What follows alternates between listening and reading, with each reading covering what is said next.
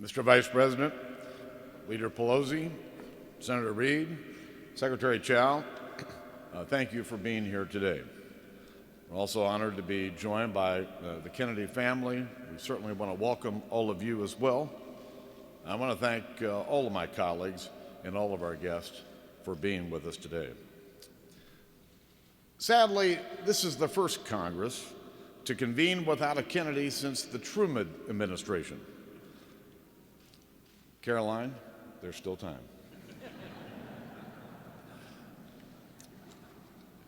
You know, to walk along these walls right here in our rotunda is to relive the American story, to be awed once again by the greatness of our nation and the values upon which it was built. Economic freedom, individual liberty, and civic responsibility.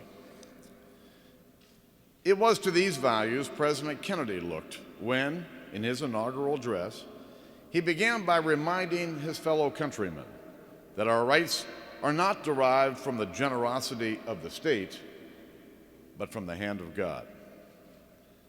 Welcoming that awesome responsibility to serve, President Kennedy summoned each of us to do our part to defend freedom, no matter the cost and no matter the burden. He did so mindful of the blessings that had been passed on to his generation, which he's described as tempered by war and proud of our ancient heritage.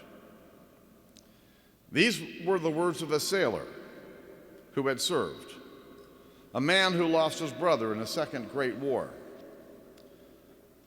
President Kennedy embraced America's destiny to not simply be part of the free world, but to lead it, and to serve as a shining beacon of freedom and liberty for all to see. On the strength of a free economy rests the hope of all free nations, President Kennedy declared on December 14th, 1962. In speaking at the Economic Club of New York, he called for reducing deterrence to private initiative, by which he meant cutting taxes and encouraging new risk-taking in our country. For just as freedom had built this country, it also sustains our economy and instills in us the drive to take what we have been given and make the most of it to do better for ourselves and for our children. That is, of course, the American story, which John F. Kennedy continues to play a critical part. His inaugural address, with its call to honor our past and commit to our future, sets an example of service for every American, young and old, to follow. Thank you.